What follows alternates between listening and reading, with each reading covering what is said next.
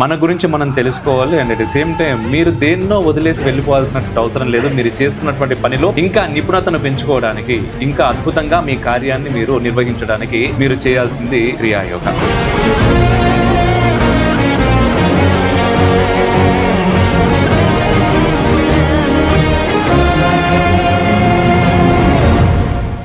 మన ప్రాచీన ఋషులు నిజమైన ఆధ్యాత్మిక శాస్త్రవేత్తలు శతాబ్దాల పాటు పరిశోధన చేసి ఒక మూల సిద్ధాంతాన్ని కనుక్కున్నారు. మనసుకు శ్వాసకు సంబంధం ఉంది. మైండ్ ని డైరెక్ట్ కంట్రోల్ చేయలేకపోవచ్చు, కానీ with some process of breath we can control the mind. ఆ శ్వాస చేసే పద్ధతులే ప్రాణాయామ పద్ధతి.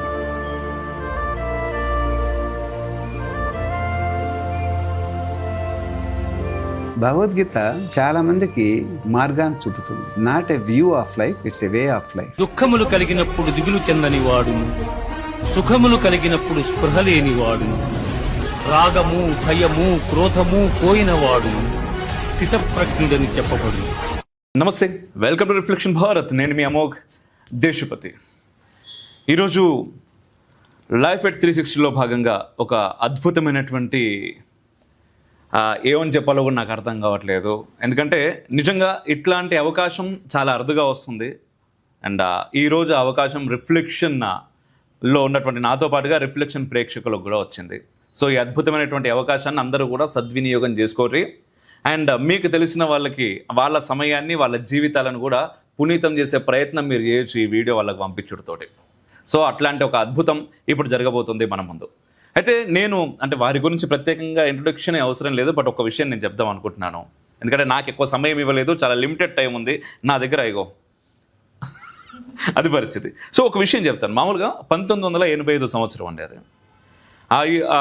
బేసిక్గా ఏంటంటే వారి లైఫ్లో పీక్స్, చాలా పీక్స్ చూశారు. ఐఐటి నుంచి అండ్ విదేశాల్లో ఫెలోషిప్లు చేయడం, చదవడం, అండ్ అక్కడ చాలా పెద్ద పెద్ద సైంటిస్ట్గా పనిచేయడం.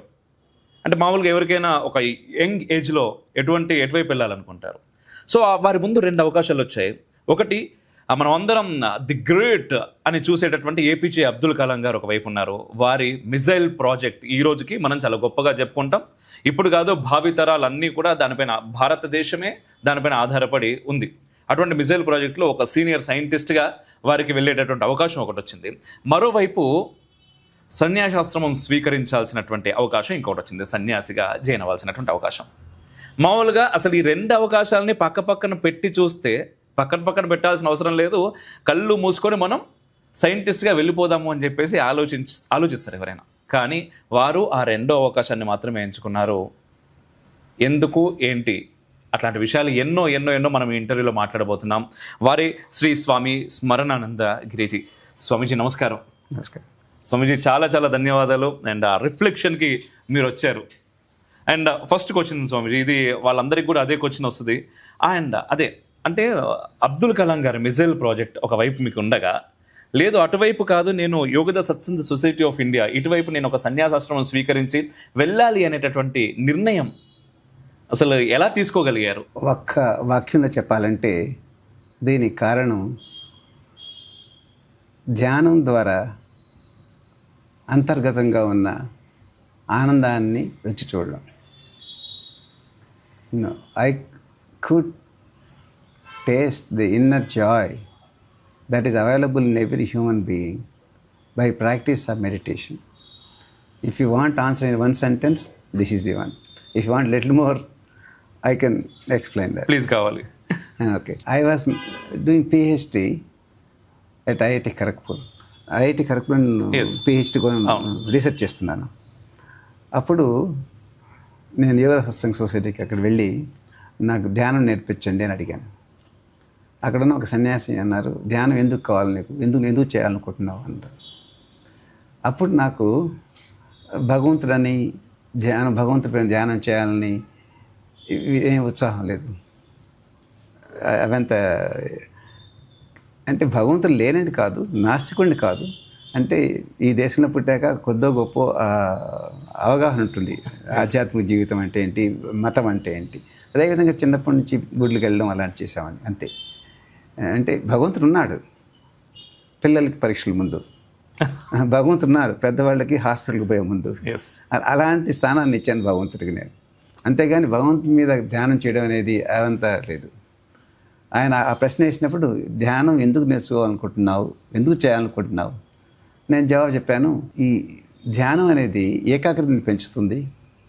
I need better concentration my research work. నా రీసెర్చ్లో ఇంకా ఏకాగ్రత ఉండాలా, దానికోసం ఏకాగ్రత పెంచుకుందామని ధ్యానం చేయాలనుకుంటున్నాను అని చెప్పాను. అప్పుడు ఆయన అన్నారు, తప్పకుండా మెడిటేషన్ వల్ల కాన్సన్ట్రేషన్ పెరుగుతుంది, కానీ నువ్వు రెగ్యులర్గా ధ్యానం చేయాలి. ఉదయం 20 నిమిషాల పాటు, సాయంకాలం 20 నిమిషాల పాటు రెగ్యులర్గా ధ్యానం చేస్తే నీకు ఉపయోగపడుతున్నారు. 20 నిమిషాలైనా తప్పకుండా ఇవ్వగలను అని చెప్పి నేర్చుకున్నాను. యోగదా సత్సంగ సొసైటీ నేర్పే మొట్టమొదటి ధ్యాన ప్రక్రియ నేర్చుకున్నాను. హంస ధ్యాన పద్ధతి అంటారు. అది హంస technique of concentration. Okay. Concentration improve చేస్తుంది. ద టెక్నిక్ ఇట్ సెల్ఫ్ హంస టెక్నిక్ ఆఫ్ కాన్సన్ట్రేషన్. అది నేర్చుకున్నాను. నేర్చుకొని అభ్యాసం మొదలెట్టాను. జనరల్గా కొంచెం సీరియస్గా తీసుకొని చేశాను. ఏ విషయం తీసుకున్నా కానీ అలా టప్పగా ఏదో చేయడం వదలడం అలా కాకుండా with all focus, with full interest started doing it. ఉదయం 20 minutes, ఈవినింగ్ 20 minutes రెగ్యులర్గా. I was still a PhD scholar. Yes. Then, that's by his grace, pretty soon, by practicing these techniques of meditation, I was convinced of the existence of inner joy and the possibility of contacting that joy on a regular basis. త్వరలోనే అర్థమైంది, అంటే అంతర్గతంగా ఆనందం ఉంది, ఆనందాన్ని మనం తరచుగా రుచి చూడవచ్చు అనేది స్వానుభవంగా తెలుసుకున్నాను. ఎవరో చెప్తే కాదు, పుస్తకాలు చదివితే కాదు. అదే ఈ ధ్యానం చేస్తూ అంటే ఆనందం అనేది మనకు కొత్త ఏం కాదు. ఏమన్నా మంచి వస్తువు తిన్నప్పుడు అనుకోండి ఆనందం, హ్యాపీనెస్ వస్తుందన్నమాట. ఏమైనా మంచి వార్త విన్నాం, మంచి జరిగింది, మా కుటుంబానికి మంచి జరిగింది, మా దేశానికి మంచి జరిగింది అని జరిగినప్పుడు అప్పుడు కూడా ఆనందం అనేది వస్తుంది. ఏమైనా మంచి వ్యక్తుల్ని కలిశాను, ఆనందం వస్తుంది. ఇవన్నీ తెలుసు. కానీ ఈ ఆనందం లోపల ఉంది. Irrespective of anything that's happening around me, no matter what's happening to me, I can still be joyful inside అనేది అర్థమైంది. అంటే నా చుట్టూ ఏం జరుగుతున్నా ఉండొచ్చు, నాకేం జరుగుతున్నా ఉండొచ్చు, ఆనందంగా ఉండొచ్చు. అంటే రీసెర్చ్లో కూడా ఒడిదుడుకులు ఉంటాయి. ఒక్కోసారి బాగుంటుంది, ఒక్కోసారి ఇబ్బందిగా ఉంటుంది. ఉంటాయి కదా, ఏ జీవితంలోనైనా ఉంటాయి. హైస్ అండ్ లోస్ ఉంటాయి, అప్స్ అండ్ డౌన్స్ ఉంటాయి. దాంట్లో కూడా ఉన్నాయి. కానీ ఎలా ఉన్నా సరే ఆ రోజు రీసెర్చ్ ఎలా జరిగినా సరే ధ్యానం చేసేసరికి చాలా ఆనందంగా ఉండేది. అంటే this Joy in side doesn't depend on the conditions out side. బయట ఉన్న పరిస్థితుల మీద ఆధారపడకుండా లోపలి సంతోషంగా ఉండొచ్చు అన్నది స్వానుభవంగా తెలుసుకున్నాను. అప్పుడు అనమాట ఆ 20 నిమిషాలు 30 నిమిషాలు అయింది దానంతటదే చాలా బాగా ఎంజాయ్ చేస్తున్నాను. దాని తర్వాత రీసెర్చ్ పూర్తి అయిపోయింది.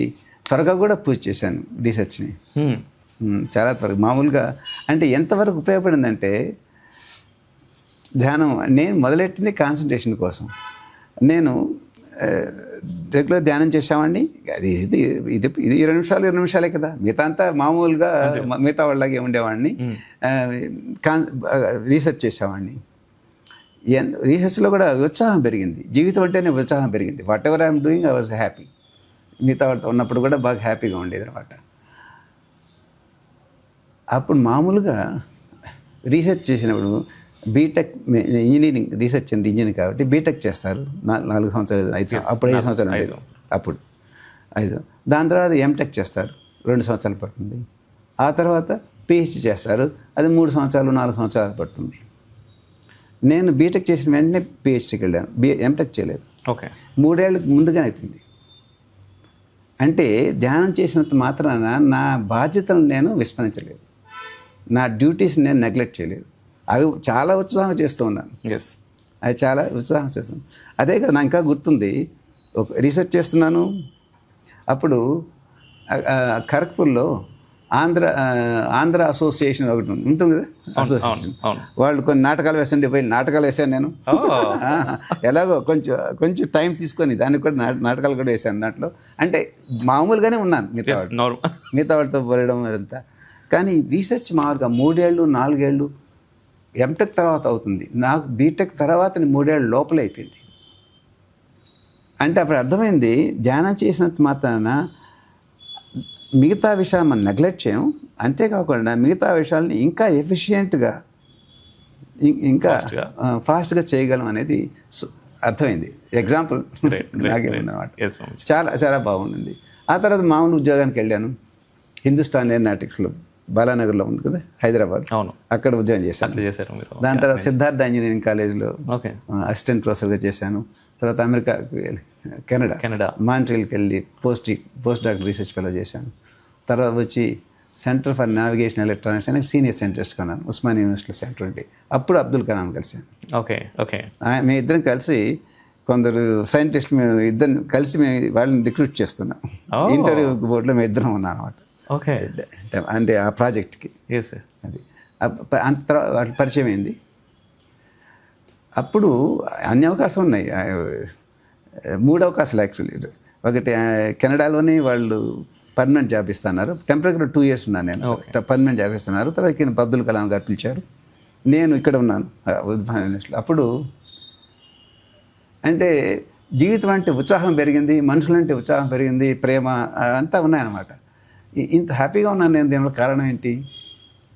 మామూలుగా ఏ ఉద్యోగం అయినా, ఏ వృత్తి అయినా, వ్యాపారం అయినా కానీ కంగారు అనేది చాలా ఉంటుంది. యాంగ్జైటీ, ఏమవుతుందో, ఎలా ఉంటారో అలా ఉంటారు, ఏమవుతుంది అనే కంగారు సహజంగా ఉంటుంది అందరికీ. యాంగ్జైటీ అనేది అదేం లేదు, బాగా జరుగుతూ ఉంది.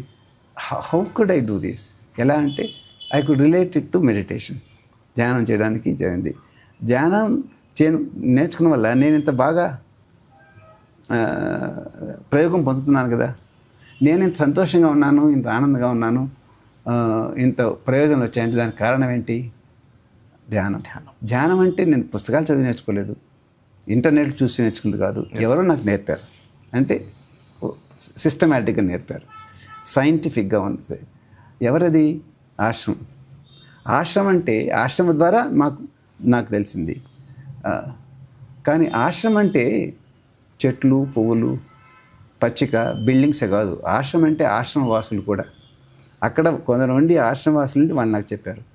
దానివల్ల నేను చాలా సహాయం పొందాను. అప్పుడు అనిపించింది, మేబీ వాళ్ళలో నేను ఒకరున్నాయి, మిగతా వాళ్ళు కూడా సహాయపడవచ్చు ఈ విధంగా.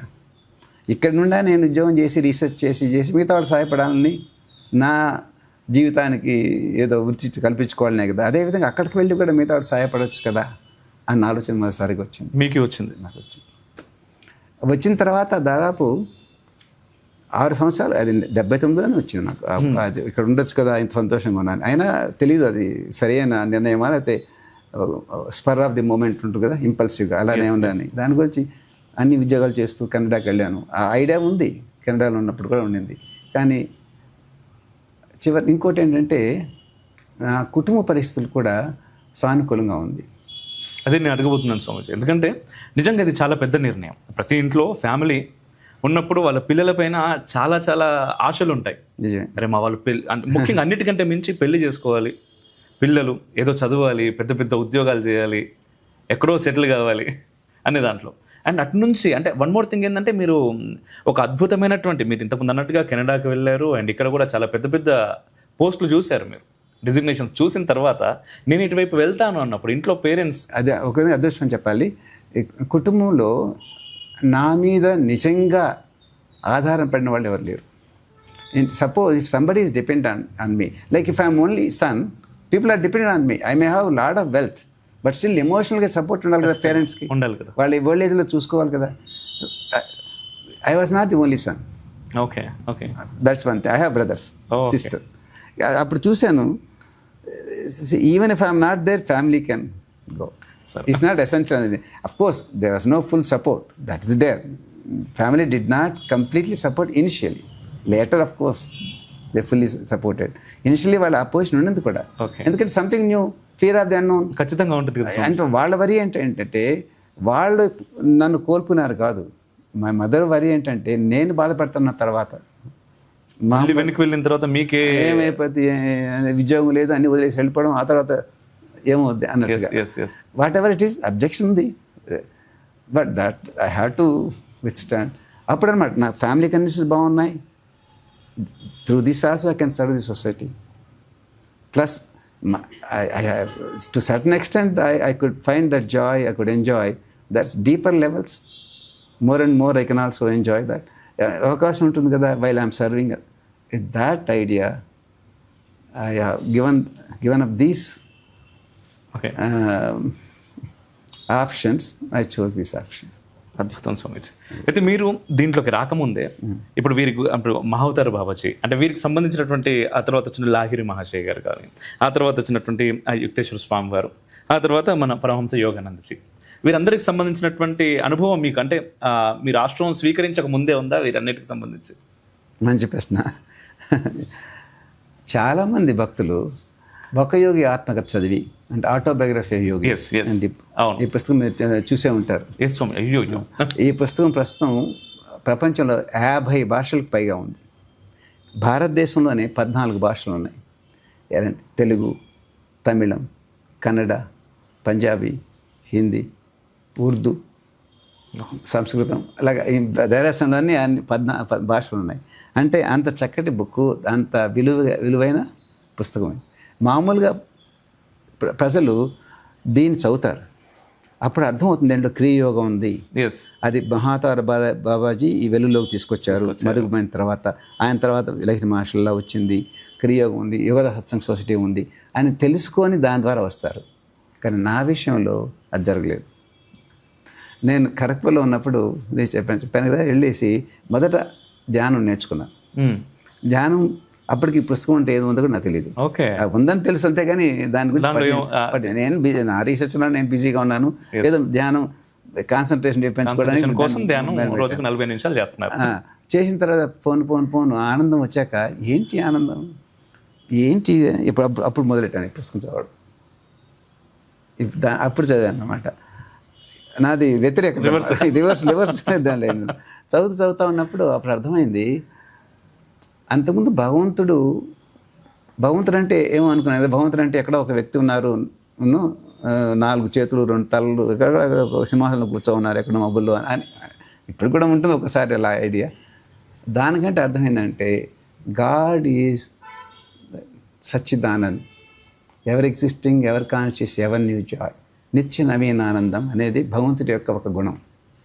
So what I was enjoying that Joy inside without depending on outside conditions, that is an aspect of God. That is because God is there in everyone. God has no favorites. It is there ఎవరికి భగవంతుడికి పక్షపాతం లేదు. అందరిలోనే ఉన్నారు, అందరికీ ఆనందం ఇస్తారు కూడా ఆయన. నాకు అప్పుడు అర్థమైంది, నేను ఆ రుచి చూసే ఆనందం అనేది భగవంతుడి యొక్క నైజం. ఒక విధంగా చూసానంటే భగవంతుడితో కొంచెం సంపర్కం ఉన్నట్టుగా అన్నమాట. అట్లా అయింది. అప్పుడు చదువు అనేది అప్పుడు అర్థమైంది మహావతార్ బాబాజీ ఎవరు, లహరి మహర్షులు ఎవరు, అలా అది నాది రివర్స్. తర్వాత క్షుణ్ణంగా చదివాను. ఆ తర్వాత ఇంకోటి ఏంటంటే పరమహంస యోగానందులు తమ బోధనల్ని ఇదే కాదు, ఇది క్రియాయోగం గురించి చెప్తున్నాయి, కానీ క్రియాయోగాన్ని ఎలా అభ్యాసం చేయాలో చెప్పదు. నేను చెప్పాను కదా హంస ప్రక్రియ అలాంటి ఉందని, ఏకాగ్రత పెరుగుతుందని చెప్తే కానీ హంస ఎలా చేయాలో చెప్పదు ఇది. అంటే ఇది జనరల్గా పబ్లిక్ ఉపయోగించదు కదా. దానికి ఉత్సాహం ఉన్న వాళ్ళు యోగ సత్సంగ సొసైటీ వాళ్ళ ఆశ్రమానికి రాస్తే వాళ్ళు ఆ ఇన్ఫర్మేషన్ పంపిస్తారు. ఏ విధంగా పరమహంస యోగానందులు తన బోధనల్ని, ధ్యాన ప్రక్రియలని యోగదా సత్సంగ పాఠమాలగా రూపొందించారు. ఇప్పుడు లెసన్స్ ఉన్నాయి, ఇలాంటి lessons, highest achievements through self realisation to meditation techniques, ఇలాంటి లెసన్స్ ఉన్నాయన్నమాట. ఈ లెసన్స్ ద్వారా నేను వాళ్ళ దగ్గర తీసుకొని చదువుకొని ఇంకొంచెం బాగా అర్థం చేసుకున్నాను. హంస అంటే ఏంటి, క్రియాయోగం అంటే ఏంటి, అవంతా. ఈ లెసన్సే ధ్యాన పద్ధతులు నేర్చుకోవడానికి బాగా అంటే ఇండివిజువల్గా ఎవరైనా ఈ లెసన్స్ చదువుతూ చేసుకోవచ్చు స్వామిజీ. అలా తప్పగా ఏదో ఇంటర్నెట్లో చూసి అక్కడ చూసి కొంచెం చదివింది కొంచెం నేర్చుకోవడం కాకుండా సైంటిఫిక్గా ఎక్స్ప్లెయిన్ చేస్తాయి లెసన్స్ ఎలా చేయాలి. అలా అంటే ధ్యానం చేయడానికి ఆసనం కావాలి. ఆసనం అంటే ఏంటి, పరమశివ యోగానంద చెప్పిన పద్ధతులు ఆసనం అంటే అందరూ కింద కూర్చొని పద్మాసనం వేసుకోవాలా, బాసంపేట వేసుకోవాలా, మట్టం వేసుకోవాలా అనేమి లేదు. 2 విషయాలు ముఖ్యం. వెన్నెముక నిటారుగా ఉండాలి, దృష్టి కొంచెం పైకి ఉండాలి, కనుగుడ్లు పైకి చూస్తుండాలి అనే చిన్న చిన్న విషయాలు ఉన్నాయి. అవంతా సైంటిఫిక్గా ఉన్నవి, అనాది కాలం నుంచి వచ్చినవి అవి అని చెప్తారన్నమాట. ఈ పాఠాలు ప్రస్తుతం ఇండియాలో 5 భాషల్లో దొరుకుతున్నాయి. ఓకే. తెలుగు, తమిళం, కన్నడ, హిందీ, ఇంగ్లీష్, మిగతా భాషలు కూడా రాబోతున్నాయి. అప్పుడు ఈ పాఠాలు తీసుకొని నేను చదివి ఇంకొంచెం క్షుణ్ణంగా అర్థం చేసుకున్నాను. పరమశివ యోగానంద వాళ్ళ గురు పరంపరే కాదు, ధ్యాన పద్ధతులు ఆయన బోధనలు. ఇంకో విషయం చెప్పిన ఏ విధంగా నాకు ఉపయోగపడిందని, ఈ పాఠాల్లో కేవలం ధ్యాన పద్ధతులే కాదు, ధ్యాన పద్ధతులు చాలా ఉన్నాయి. క్రియయోగం ఎలా చేయాలా, ఓంకార ధ్యానం ఎలా చేయాలా, హంస ఎలా చేయాలన్నా, అంతకన్నా మిగతా విషయం ఏంటి, జ్ఞాపక శక్తి ఎలా పెంచుకోవాలి, ఓకే, విల్ పవర్ ఇచ్ఛాశక్తిని ఏ విధంగా వృద్ధి చేసుకోవచ్చు ఒక లెసన్ ఉంది. ఇతరులతో ఎలా మెలగాలి, how to get along with others ఒక లెసన్ ఉంది. ఆహార నియమాలు, ఆరోగ్య సూత్రాలు, సృష్టికర్తకి మధ్య ఉన్న సంబంధం, అంటే నాకు సృష్టికర్తకి ఉన్న సంబంధం ఏంటి ఒక లెసన్ ఉంది. ఆ విధంగా రకరకాల విషయాల మీద లెసన్స్ ఉన్నాయి. కాబట్టి వీటిని చదివితే ఆ జ్ఞానం వస్తుంది. ఆ పద్ధతుల్ని అభ్యాసం చేస్తే వచ్చేది ఆనందం, తృప్తి, ఆ కంగారు అనేది తగ్గుతుంది జీవితంలో, ఆతృత. ఇవన్నీ స్వానుభవంగా అనిపించిన తర్వాత మిగతా వాళ్ళతో కూడా పంచుకోవాలి అన్న ఉద్దేశంతో ఆశ్రమంలో జాయిన్. బాగుంది. ఇప్పుడు మామూలుగా ఖచ్చితంగా ఇంటర్వ్యూ చూస్తున్నప్పుడు ఇప్పుడు ఈ నోట్స్ మాకు ఎలా కావాలి అని చెప్పేసి ఎక్కడెక్కడో ఉన్న వాళ్ళు చూస్తుంటారు. ఖచ్చితంగా వాళ్ళందరూ అడుగుతారు. ఇప్పుడు మన వెబ్సైట్ లింక్ ఇవ్వడం ద్వారా వాళ్ళకి ఏమైనా ఇది అవుతుంది. వెబ్సైట్ లింక్లో కూడా దొరుకుతుంది. వెబ్సైట్ ఏంటంటే yssai.org. ఓకే. నేను డిస్క్రిప్షన్లో కూడా పెడతాను ఆ లింక్ని, మీకు పంపిస్తాం లింక్, అది పెట్టచ్చు. yssofIndia.org. తప్పకుండా స్వామి. అయితే ఇక్కడ ఒక విషయం స్వామిజీ, మీరు మొదటి నుంచి ఇప్పుడు మన ఇంటర్వ్యూలో స్టార్ట్ చేసినప్పటి నుంచి ఒక మాట నేను తరచుగా వింటున్నాను మీ దగ్గర నుంచి. అంటే ఏంటంటే బయట కండిషన్స్ ఎలా ఉన్నా కూడా వాటితో సంబంధం లేకుండా అంతర్ముఖంగా మనం ఆనందాన్ని ఎలా పొందాలి అనేటటువంటి. అయితే ఈ రోజు ఉన్నటువంటి యువత విషయానికి వస్తే నిజంగా ఒక భారతదేశంలో, ముఖ్యంగా భారతదేశంలో కాదు ప్రపంచవ్యాప్తంగా కూడా 2 రకాల యువతను మనం చూస్తున్నాం.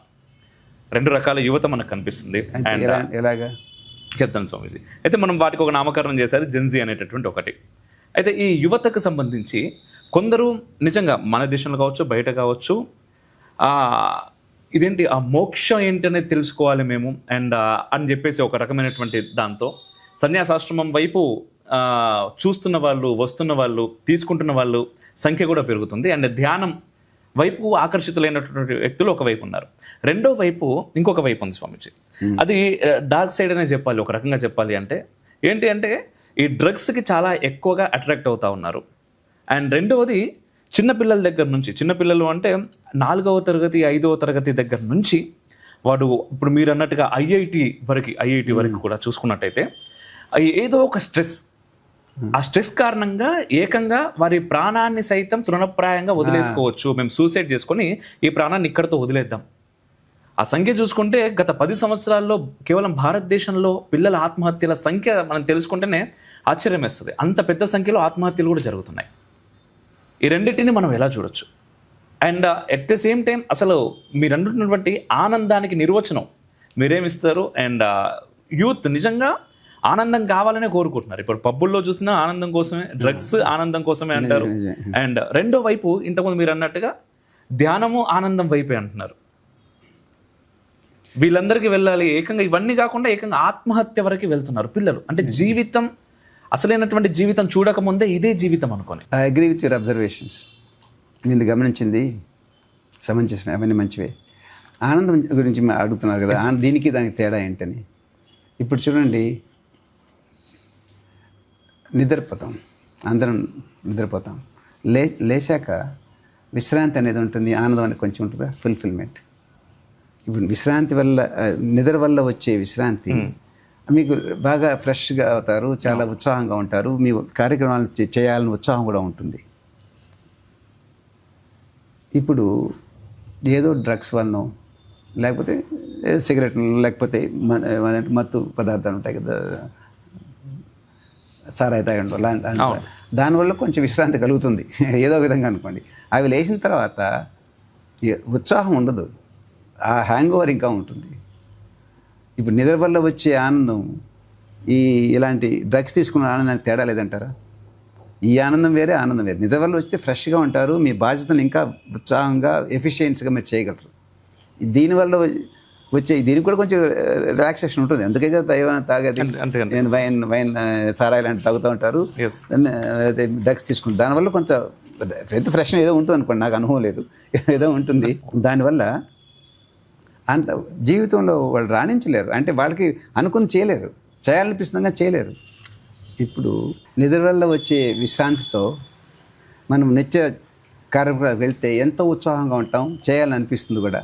అదేవిధంగా డ్రగ్స్ వల్ల, మద్యపానీయాల వల్ల వచ్చే విశ్రాంతి దాంతో ఉంటే పనిచేయాలని బుద్ధి పుట్టదు కూడా. అంటే కొంత రెస్ట్ ఉంటుంది, కొంచెం ఏదో ఉంటుంది, కొంత సాటిస్ఫాక్షన్ ఉంటుంది, కానీ దానివల్ల ఉద్దేశం రాదు, పని బాగా ఎఫిషియన్సీ పెరగదు, అసలు తేడా తెలుస్తుంది కదా. మెడిటేషన్ వల్ల నిద్రలో వచ్చే దానికంటే 1000 రెట్లు అనుకోండి అంత సంతోషం కలుగుతుంది, అంతగా రిఫ్రెష్ అవుతాం, అంత ఉత్సాహం కలుగుతుంది నిత్య జీవితంలో కార్యక్రమాలు జరపడానికి. నేను చెప్పాను కదండి, నేను మొదట్లో ధ్యానం చేసి మొదలైనప్పుడు ఎప్పుడెప్పుడు ఆఫీస్కి వెళ్దాం అనుకునేదాన్ని. అంటే ఆనందం అనేది ధ్యానం చేసేటప్పుడే కాదు, తప్పకుండా అప్పుడు ఉంటుంది డీప్గా. ఆ తర్వాత కూడా ఆ ఆనందం అనేది మన కార్యక్రమంలోకి వస్తుందన్నమాట. దాంతో ఉత్సాహంగా ఉంటాం ఇప్పుడు ఏం చేయాలని, అదనమాట. ఇప్పుడు యువత కొందరు దురదృష్టాలతో ఈ వైపు వెళ్తున్నారు, మద్యపానాలు డ్రగ్స్ కిందంటే ఇది ఉందని తెలియక, దీన్ని రుచి చూడక, దానివల్ల ఇటు వెళ్తున్నారు. కాబట్టి వాళ్ళకు కూడా తెలిసే ధ్యానం వల్ల ఎన్నో ప్రయోజనాలు ఉన్నాయి, వ్యక్తిగతంగా ఎన్నో ప్రయోజనాలు ఉన్నాయి తెలిస్తే వాళ్ళు తప్పకుండా ధ్యానం మొదలెడతారు. పరమహంస యోగానందులు ఒక చోట చెప్తారు, everyone would meditate if only one knows how to meditate. ఎవరైనా ధ్యానం చేస్తారు, ధ్యానం ఎలా చేస్తారో అని తెలిస్తే అక్కడ అనమాట. అది చేయాలో తెలియాలి, అంటే శాస్త్రీయంగా తెలియాలి. ఎందుకంటే రకరకాల ధ్యాన పద్ధతులు ఉంటాయి, but we should pick up one scientific meditation. Scientific meditation means well tested methods with definite results. శాస్త్రీయమైన ధ్యాన పద్ధతులు అంటే బాగా పరీక్షించిన పద్ధతులు, నిర్దిష్టమైన ఫలితాలను ఇచ్చే పద్ధతులు. అదేనండి. ఇప్పుడు ఒక విషయం చెప్తానండి, మీరు ఆ ప్రశ్న అడిగారు కాబట్టి. యువత ప్రతి ఒక్కరికి మైండ్ కంట్రోల్ కావాలనుకుంటాం కదండి. ఖచ్చితంగా. I want to have control on my mind, you want to have control over your mind. అంటే మనసు మీద అధీనం ఉండాలా, మన అధీనంలో ఉండాలి అని అనుకుంటాం. కానీ ఆ మనసును కంట్రోల్ చేసే కొంది అది ఇంకా అటు ఇటు వెళ్తుంది. Mind control is very difficult అని అందరికీ తెలుసు. నిజం. అన్నిటికంటే నిజం. మన ప్రాచీన ఋషులు నిజమైన ఆధ్యాత్మిక శాస్త్రవేత్తలు. Our ancient rishis are real spiritual scientist. శతాబ్దాల పాటు పరిశోధన చేసి ఒక మూల సిద్ధాంతాన్ని కనుక్కున్నారు.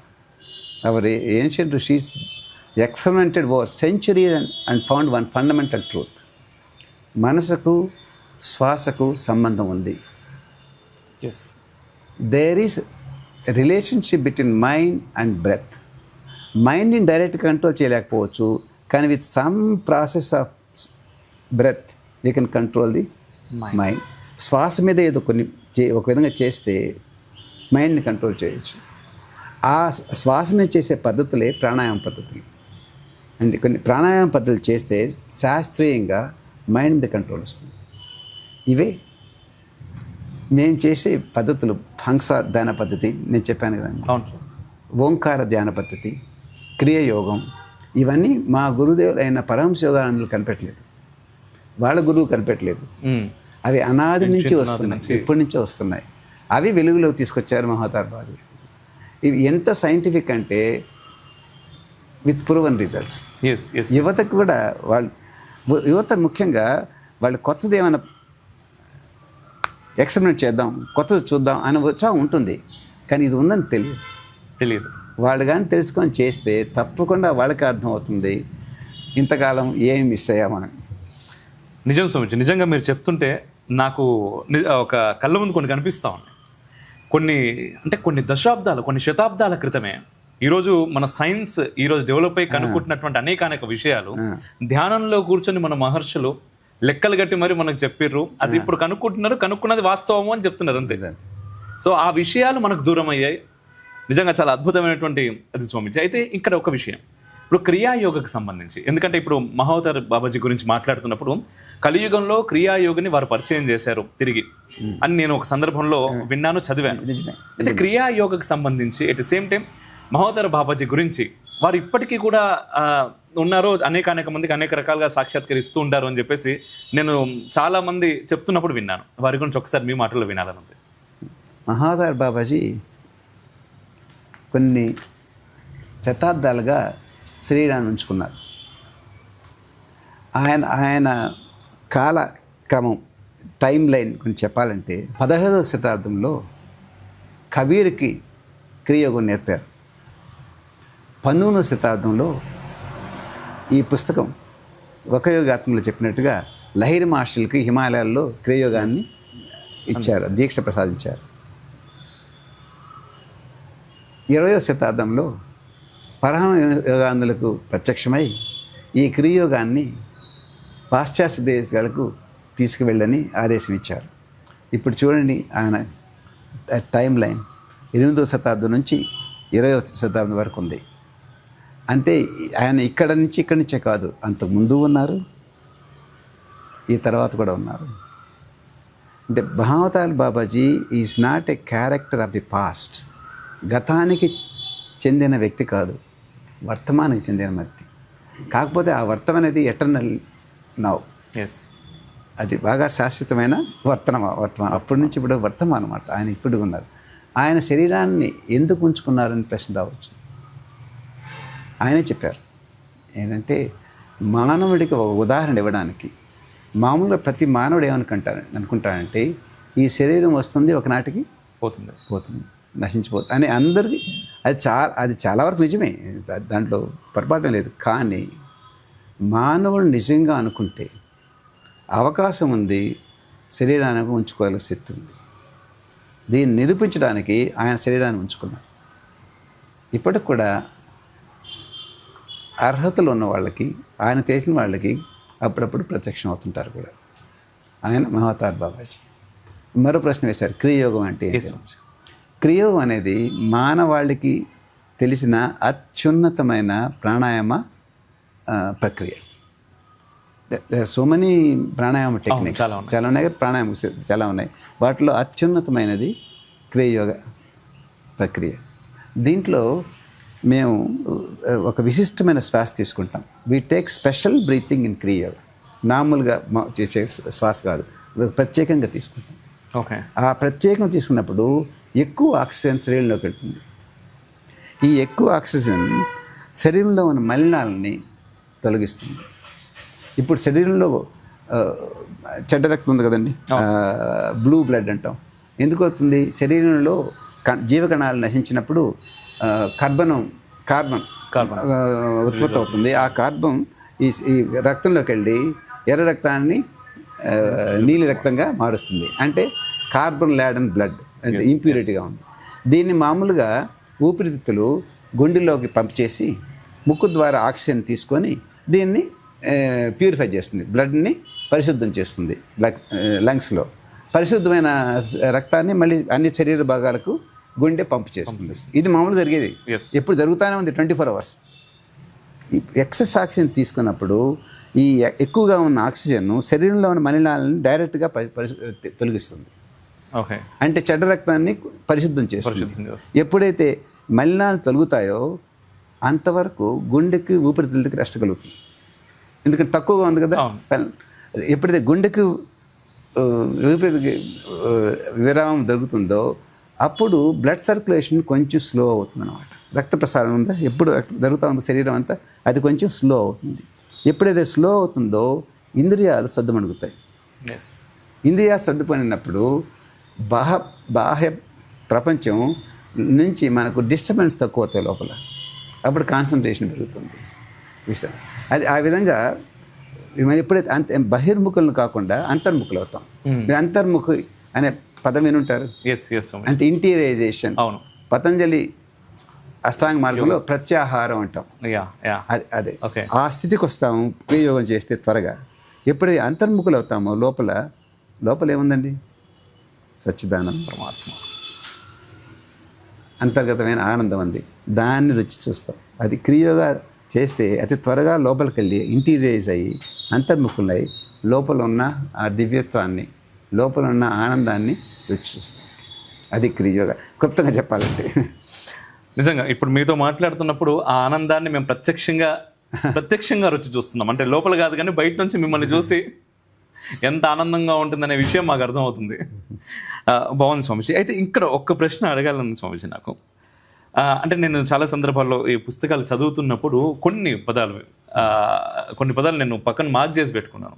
ఒకటి ఏంటంటే ఈ సూక్ష్మ శరీరము, స్థూల శరీరము, ఈ సూక్ష్మ ప్రపంచము, స్థూల ప్రపంచం వీటికి సంబంధించి, అండ్ రెండవది పునర్జన్మకు సంబంధించి, అండ్ మూడవది వచ్చేసి ఇది లాహిరి మహాశయ్ స్వామివారు చెప్పినట్టుగా, అంటే వారికి ఎప్పుడైతే ఇది క్రియాయోగ వీరికి ఇచ్చినప్పుడు అంటే ఒక గృహస్థాశ్రమంలో ఉంటూ కూడా ఇది, ఎందుకంటే ఈరోజు ఉన్నటువంటి దాంట్లో ధ్యానము లేదా మీరు యోగా ఇవన్నీ అనుకుంటున్నప్పుడు కొంత లోతుకులోకి వెళ్ళాలి అంటే మనం కుటుంబాన్ని వదిలేసి, సమాజాన్ని వదిలేసి మనం చేసుకోవాలి. వాటికి దూరం అందుకోసం మనం చాలా మంది కూడా అంటే ఒక అపోహ ఉన్నది.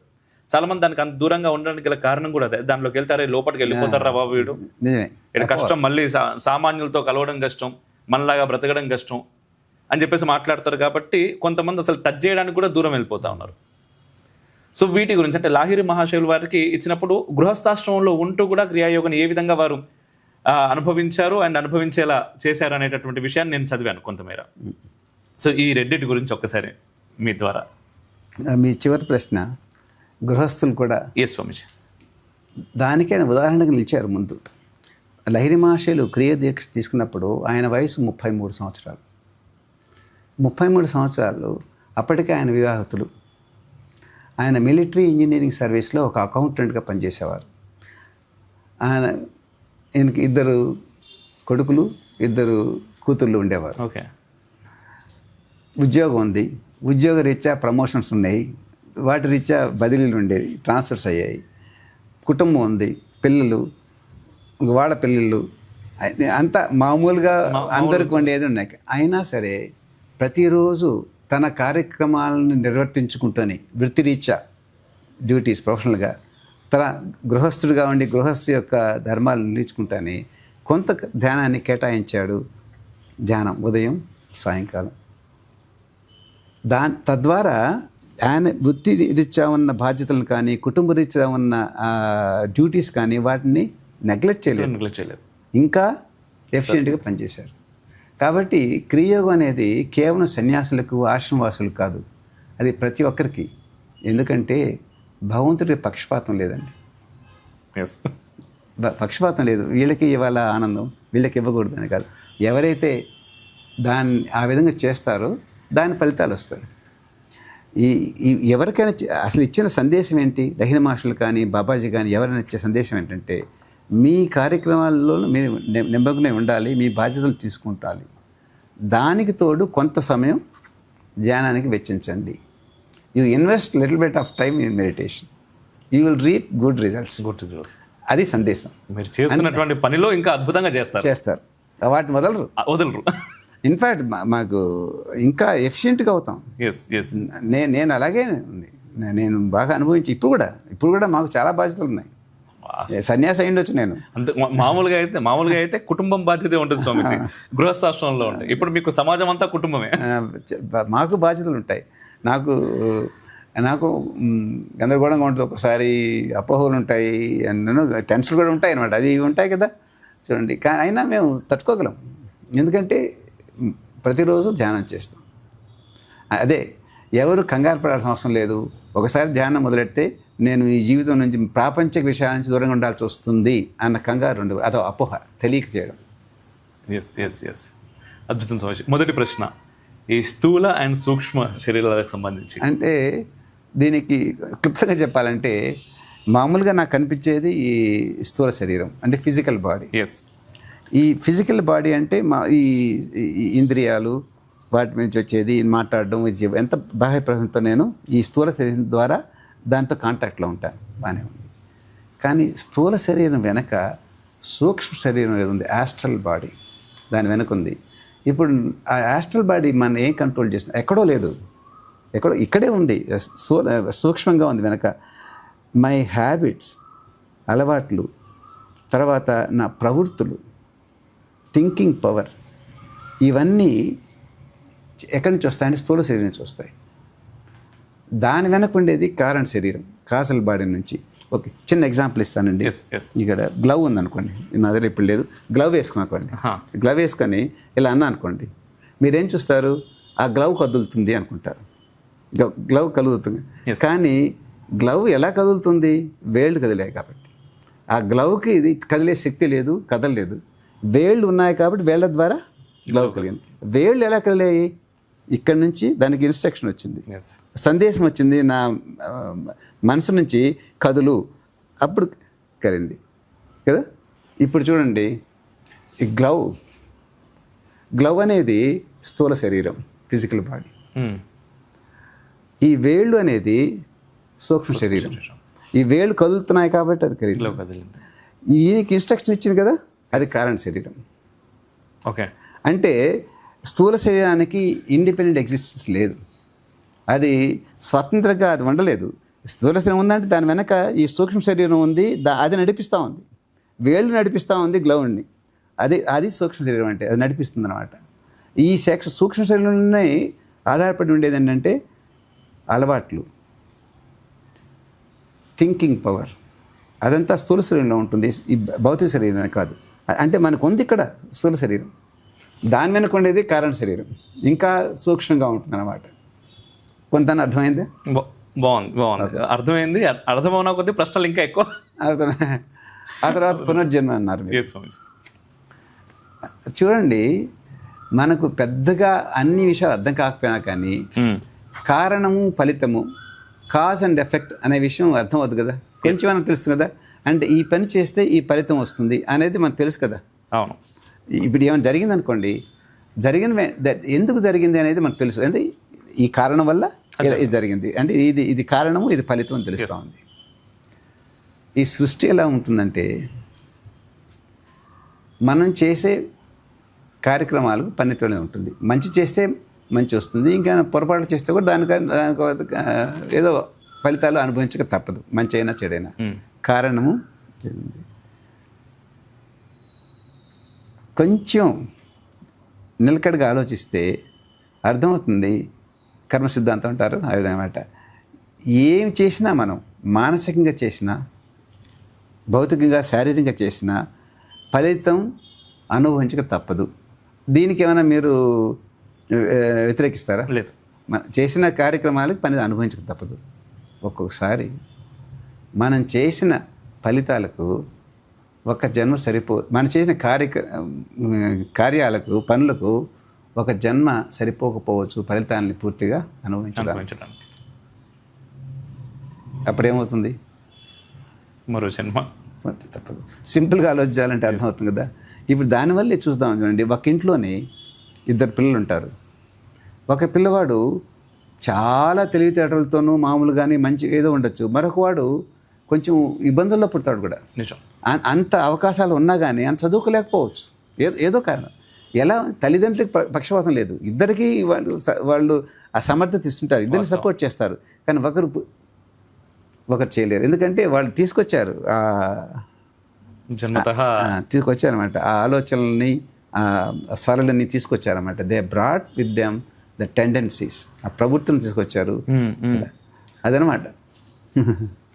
బాగుంది స్వామిజీ. అయితే నేను ఇది మానవుడి నిత్యాన్వేషణ ఈ పుస్తకం చదువుతున్నప్పుడు స్వామిజీ మధ్యలో ఒకటి అనిపించింది ఏంటంటే, మనిషి యొక్క శరీరంతో అన్నీ వెళ్ళిపోతాయి అంటారు, బట్ నీ ఏదైతే గుణం ఉంటుందో ఆ గుణం నీ శరీరంతో పోదు, గుణం అలాగే ఉంటుంది అని. అయితే నువ్వు చేసినటువంటి పని కావచ్చు, ఈ గుణం కావచ్చు, రెండు ఆ తర్వాత ఇప్పుడు ఇంతకు మీరు అన్నట్టుగా మరో జన్మలోకి వస్తుండొచ్చు. అయితే ఇప్పుడు మామూలుగా మనం సైంటిఫిక్గా చూసినప్పుడు ఏంటంటే, మనకు బ్రెయిన్ ఉంటుంది, ఈ బ్రెయిన్లో జ్ఞాపక శక్తి ఉంటుంది, అండ్ ఒకసారి మనిషి పోయిన తర్వాత ఈ జ్ఞాపక శక్తి మామూలుగా ఈ బ్రెయిన్కి ఏదైనా దెబ్బ తగిలో ఏదైనా కొంచెం బ్లడ్ క్లాట్ అట్లాంటివి జరిగినప్పుడే జ్ఞాపక శక్తి పూర్తిగా పోతుంది.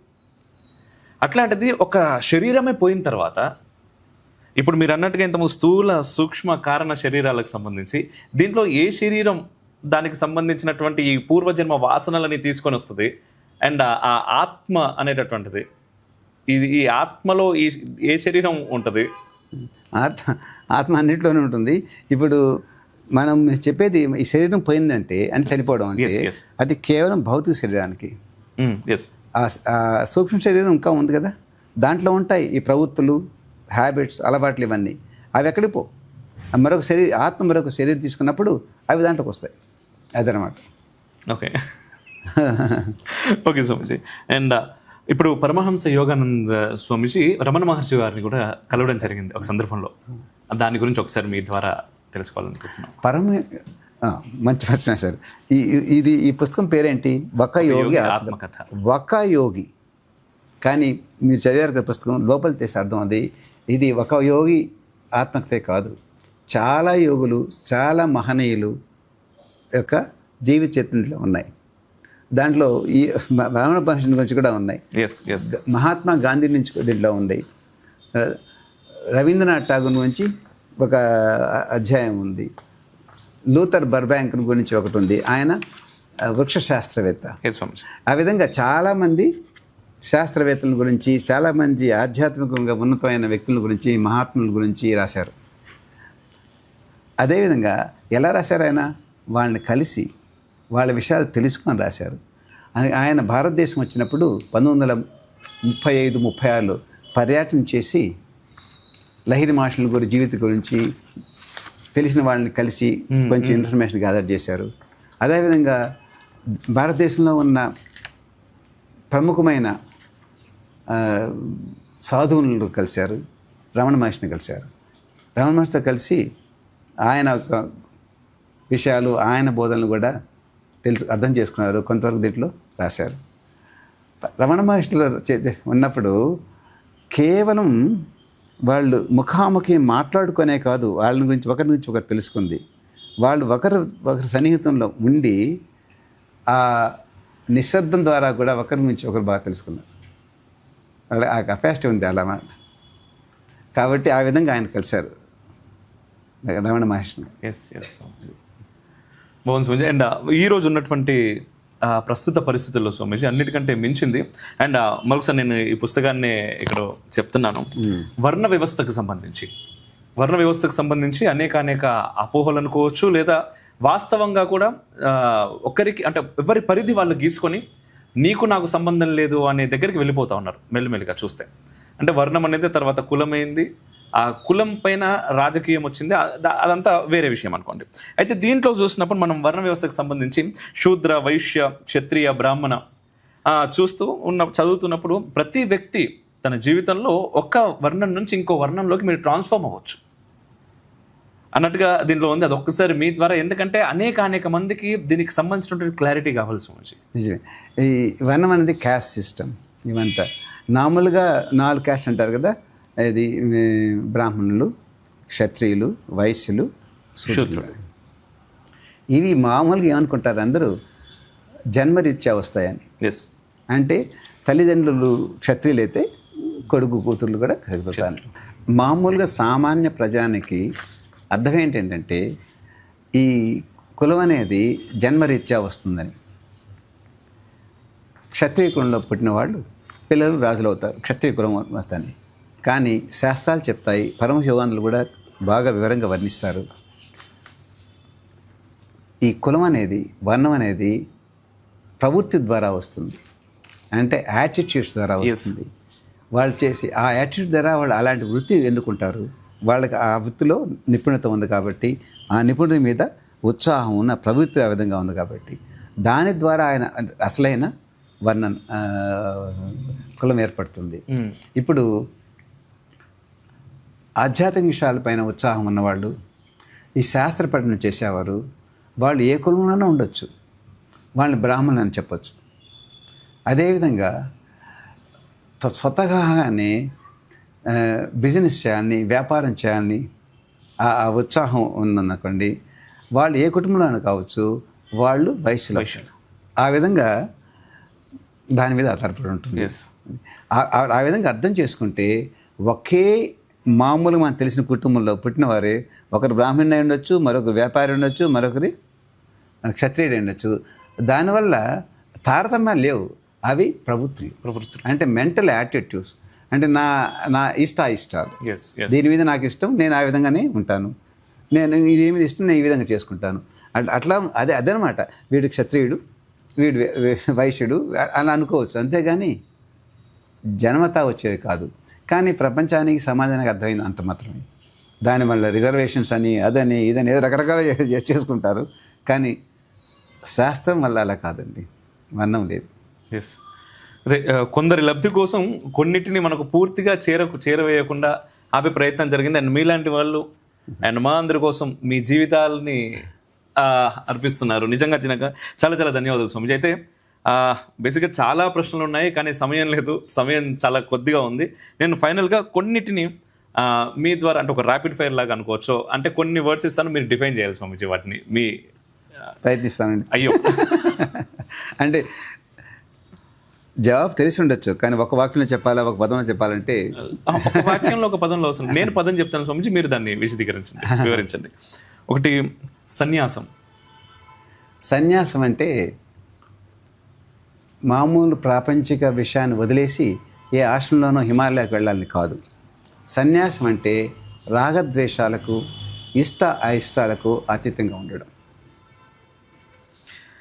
అండ్ డబ్బు అనేది మనకు ఎవరికైనా ఆ స్టెబిలిటీ కావాలా, స్థిరంగా కంగారు లేకుండా, అంతవరకు తప్పకుండా డబ్బు అవసరం. జీవితంలో it gives you peace of mind and stability, no anxiety. ఏమవుతుంది నేను నా నిత్యావసరాలు గడపలేకపోతానా అని. So money is required to have that stability. Sadhana any practice, ఏదైనా మనం చేసే అభ్యాసం, దేనైతే మనలో ఉన్న ఈ జీవాత్మను పరమాత్మలో కలుపుకోవడానికి చేసే ప్రయత్నమే సాధన. ఇంకో విధంగా చెప్పాలంటే మనమంతా ఆనంద స్వరూపులం, మన అందరిలోనూ ఆనందం ఉంది. ఆనందం కోసం చేసే ప్రయత్నం సాధన అని చెప్పచ్చు. కర్మ అనేది గుర్తుంచుకోవాలి, మనం చేసిన ఏ పనికైనా ఫలితం తప్పదు, ఆ ఫలితం మనం అనుభవించక తప్పదు. అదే కర్మ. గోమాత మీరే చెప్పారు, మాత అంటే మా తల్లితో సమానమైనది. గోవు అన్ని రకాలుగా మనకు సాయం చేస్తుంది, మాతలాగే. భగవద్గీత చాలామందికి it is a way of life, మార్గాన్ని చూపుతుంది. మనం ఏంటో మార్గం, not a view of life, it's a way of life. జీవితాన్ని చూడడమే కాదు, జీవితం ఏ విధంగా నడపాలా అనేదాన్ని భగవద్గీత చెప్తుంది. అది ఎంతగా చెప్తుందంటే, ఒకరు ఆధ్యాత్మిక జీవితంలో వారు ఇక్కడ ఉన్నా, మధ్యలో ఉన్నా, అంతిమ స్థాయికి చేరుకున్నా కానీ, ఏ స్థాయిలో ఉన్నా ఆ స్థాయికి సరి అయిన మార్గదర్శనాన్ని ఇవ్వగలదు భగవద్గీత. బిగినర్స్ కూడా ఇస్తుంది, అడ్వాన్స్డ్ సీకర్స్ కూడా ఇస్తుంది. భగవద్గీతలో అన్ని అంత బాగా ఉంది. వేదం కూడా మన పూర్వీకులు, మన యోగి పుంగవులు, సాధుసత్తములు, ఋషులు, వాళ్ళు చెప్పిన బోధనలు వీటిలో ఇమిడి ఉన్నాయి. దేవుడు నాకు సచ్చిదానందం. God is Sachchidanand, ever existing, ever conscious, ever new joy. మనలోనే ఉన్నారు. ఆయన ఎప్పుడూ ఆనందంగా నిత్య నవీన స్వరూపులు. But I say like this, God is Sachchidanand and అహం బ్రహ్మాస్మి. ఈ రెండు దే గో టుగెదర్. అంటే భగవంతుడు సచ్చిదానంద స్వరూపులు, అహం బ్రహ్మాస్మి, నేను భగవంతుల్లో ఒక భాగమే. అంటే పొటెన్షియల్లీ నేనే ఆ సచ్చిదానంద స్వరూపుడిని. భారతదేశం మాతృదేశం. అది ఆధ్యాత్మికంగా చూస్తే మదర్ కంట్రీ. ఎస్ స్వామీజీ. అన్ని దేశాలకు దేశం. ఆధ్యాత్మికంగా చూస్తే అన్ని దేశాలకు అందుకే మార్గదర్శనం ఇవ్వగలదు, ఇస్తూ ఉంది. ఇస్తుంది. ఇస్తాం. ఇప్పుడు చూడండి, ప్రాణాయామం అనేది అది రెండు రకాలుగా ఉపయోగిస్తుందండి.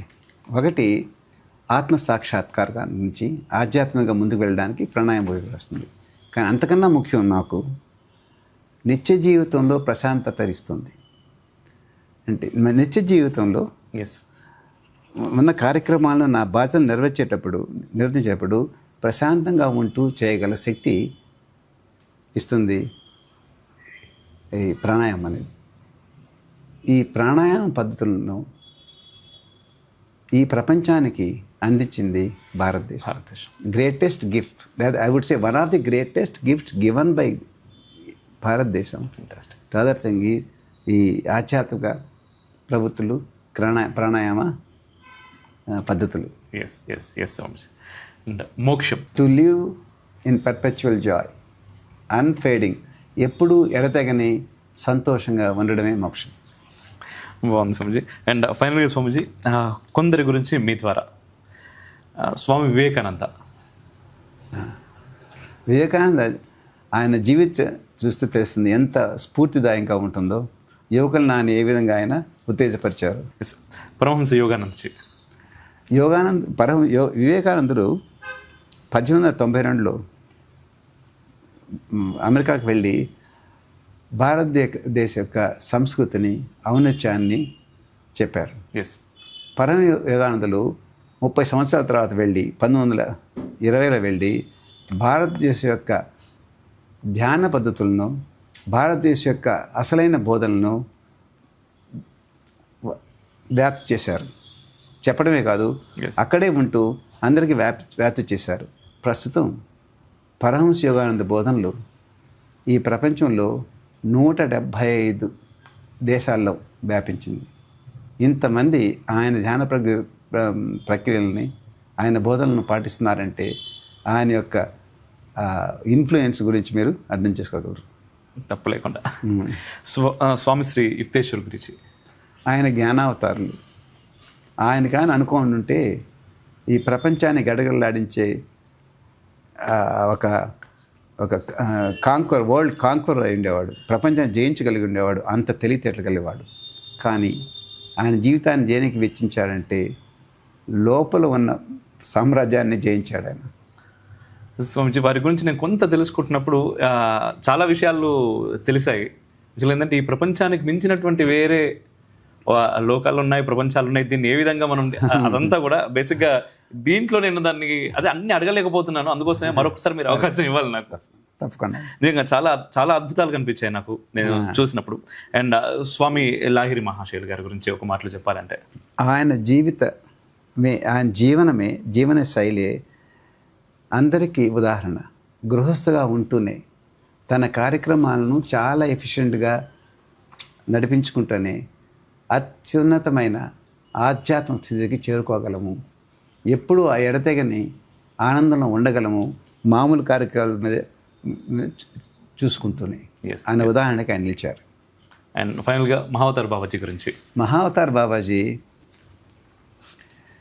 అంధకారంలో మరుగునబడి మానవులకు అందుబాటులో లేని ఈ క్రియోగాన్ని మనకు అందించి మహోన్నతమైన ఉపకారం చేశారు మానవ జాతికి బాబాజీ. ఇప్పుడు కూడా చేస్తూనే ఉన్నారు. బాగుంది స్వామిజీ. అండ్ అదే చెప్పాను కదా, చాలా చాలా అంటే తెలుసుకున్నా కొద్దీ ఇంకా ప్రశ్నలు పెరుగుతున్నాయి. తప్పకుండా మీరు మళ్ళీ అవకాశం ఇవ్వాలి. చాలా చాలా బాగుంది. అండ్ మీకు సమయం అవుతుంది. నేను చూశారు కదా, నిజంగా నేను చెప్తున్నాను, ఈ ఇంటర్వ్యూ స్టార్టింగ్లో నేనైతే మాట చెప్పాను మీకు, ఎండ్లో కూడా ఇంకొంచెం స్ట్రాంగ్గా నేను చెప్తున్నాను విషయాలన్నీ తెలుసుకున్న తర్వాత. మన గురించి మనం తెలుసుకోవాలి. And at the same time మీరు దేన్నో వదిలేసి వెళ్ళిపోవాల్సినటువంటి అవసరం లేదు. మీరు చేస్తున్నటువంటి పనిలో ఇంకా నిపుణతను పెంచుకోవడానికి, ఇంకా అద్భుతంగా మీ కార్యాన్ని మీరు నిర్వహించడానికి మీరు చేయాల్సింది క్రియాయోగ. అండ్ ఎలా చేయాలి ఏంటి అనేది అంటే మన ఋషులు ఎన్నో ఇచ్చారండి మనకు. ఈరోజు మనం అనుకుంటున్నాం ప్రపంచంలో దాదాపుగా 175 దేశాల్లో మరి వారి గురించి తెలుసుకుంటున్నారు, వారు చెప్పినటువంటి దాన్ని పాటిస్తున్నారు. కానీ మన దేశంలో మనం ఎంతవరకు తెలుసుకుంటున్నాం, ఎంతవరకు ముందుకెళ్తున్నాం, మన సాంప్రదాయాల్ని, మన ఋషులు మనకి ఇచ్చినటువంటి అద్భుతాలని మనం తెలుసుకోగలుగుతున్నామా? ఖచ్చితంగా తెలుసుకునే ప్రయత్నం చేయాలి. ప్రపంచమంతా భారత్ను విశ్వగురువు అంటుంది. భారత్ ఇచ్చినటువంటి సనాతన ధర్మం యొక్క గొప్ప విషయాలను తెలుసుకునే ప్రయత్నం చేస్తుంది. వాటిని వాళ్ళు తమ నిత్య జీవితంలో ఒకటిగా చేసుకుంటున్నారు. కానీ మనం దాని నుంచి దూరం వెళ్తున్నాం. నిజంగా చెప్తున్నాను, ధర్మం ఏ రోజు కూడా ధర్మానికి ఏమీ కాదు. ధర్మాన్ని మనం ఏదో వచ్చి కాపాడాలి, చెయ్యాలి అనుకుంటాం. మనం కాపాడాల్సినటువంటి అవసరమే లేదు. ధర్మం చాలా అద్భుతంగా ఉంటుంది. ఇట్లాంటి మహనీయులు ఆ ధర్మాన్ని ఎక్కడికి తీసుకెళ్ళాలో అక్కడికి తీసుకెళ్తూనే ఉంటారు. కానీ మనం ఎంత వేరే ధర్మాన్ని పాటిస్తున్నామో, పాటించడం ద్వారా మన నిత్య జీవితంలో మనం ఎంత ఎదగగలుగుతాము. కేవలం ఏదో దేశం కోసం వాటి కోసం కాదు, మన కోసం మనం.